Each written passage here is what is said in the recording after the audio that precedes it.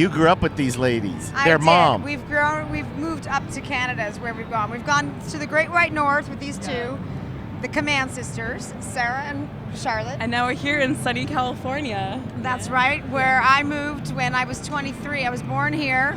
After I grew up went to high school with your mom and your auntie Teresa. I ended up moving to Florida when I was 23, and I started coming to NAMM and doing the NAMM show and doing my book in 1996, and did my first NAMM show 7 years ago, and then Facebook came into play, and friends from where we grew up, Slave Lake, Alberta, Canada, started messaging me on Facebook, hey, do you remember Karen Crick and Teresa Crick? Well, Karen's daughters are going to be performing at the NAMM show. I'm like, what?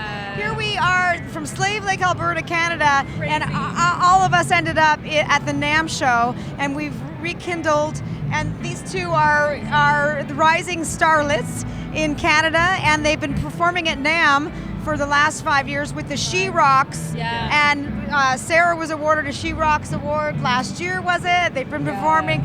Tell us some of this cool stuff you've done at the She Rocks Awards. Oh my gosh, well, it started with Shaka Khan tribute, and then later we did Ronnie Spector tribute, B-52s, which was so cool because I love them and their style and everything. And then this past year, Lisa Loeb asked us to sing with her and do harmonies.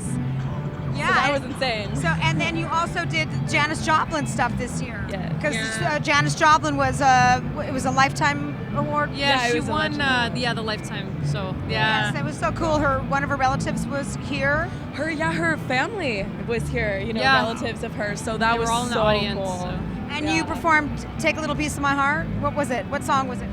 We did Bobby McGee. Bobby McGee. Yeah. The Chris Christopherson song. Classic. I did a guitar on it, so there's that intro with the guitar that I had to learn, like G, C, G. I had to get it right. Well, it's a fun song. It has a lot of changes and transitions. Yeah, a lot of tempo changes. Keeping with the theme, what kind of guitar were you playing?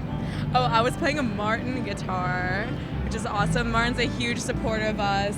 It's been supportive since our first NAMM, actually. Yeah, where we met them. Chris Martin outside playing, and he was grabbing a taco, and he saw us on the main stage. He was like, yo, they're playing Martin guitars. That's cool.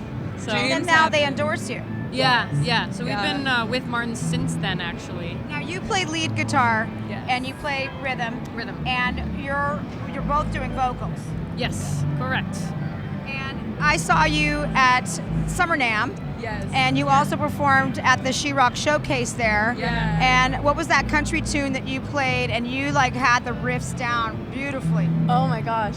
Was this Folsom Prison Blues? Yes. I love that I feel song. like it was. Yeah, we've been doing that song since we were young, growing up in Alberta. We grew up listening to Johnny Cash, Willie Nelson, country music, Loretta Lynn. We all sang those songs. But I'm so happy we started out in that, because now going into the pop alternative genre, we still use a lot of guitar, we have a lot of harmonies, but with pop music, with rock infused in there. And I'm really glad we had that upbringing. Anybody that plays blues or jazz or country or bluegrass, those chops it's something good to learn. It's so inspiring for us. I mean, Lonn has been on the LA scene his whole so many years, 25 years, and it's before both of you were born. And with metal and interviewing metal so and, cool. and rockers. Yeah. And so now it's this whole new generation of youth culture coming in. So it's interesting for Carrying us to the see. torch of rock.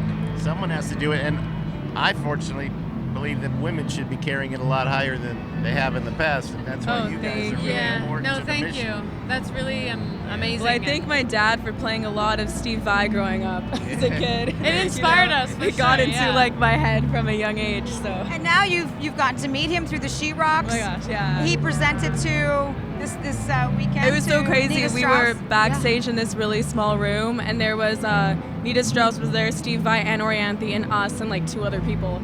And I was like, whoa, 12-year-old me is freaking out right now. It was kind of amazing, and it's weird cool. to say that you kind of get used to being in those circles, but it's still it's mind-blowing. And thank you to Laura B. Whitmore, that is the founder of the Women and the She Rocks Awards, for allowing young talent like ourselves to get involved and to be inspired by those legends at the She Rocks. That's why 108 Rockstar Guitars has been a sponsor of the She Rocks Awards to support women in music, because I'm a woman doing photography in music. So I love what Laura's been doing with the She Rocks, and that we three ended up being involved in the same organization. It's meant to be. I didn't know that your first year was 1996. You said? Not for She Rocks or for NAMM, but when I moved to, what I was trying to say there was, I moved to Florida and I started doing this photography book in 1996. Yeah, that's amazing. It's crazy to think that we both ended up in music.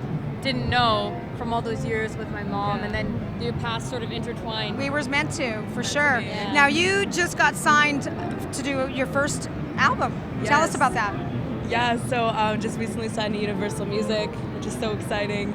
And being an indie artist for like 10 years, you know, it allows us to create the kind of visuals and music that we've always wanted to do. You know, it's hard when you're on the road, you're saving up money, you're trying to do your thing, and now we finally get to see all these wacky ideas come to life. So we're excited. I feel like being indie gave us that 10 years of experience and the chops and the hard work ethic, and then now that we have this team that's really excited and feels like, you know, they want to push this out and work with us, it's the best timing, and it just couldn't be ready. more exciting. The time is now. You're in the flow of it. So do you have a title for the album yet? We have a few ideas. We're excited. It's called If Neil Young Were My Daddy. Exactly.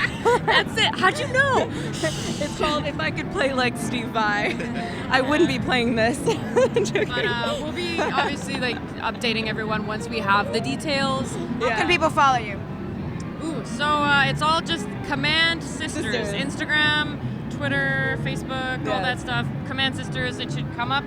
So I'm so proud of you girls. You're taking command. Of your lives, of your music. On and off the stage. North America, and you look so beautiful, visually appealing. I can't wait to hear your new album, and I'm so proud of you Canadian girls from Slave Lake, Alberta. Look up where that is, where we came from. Yeah. Awesome. Right on. Thank you, ladies. Love you, girls.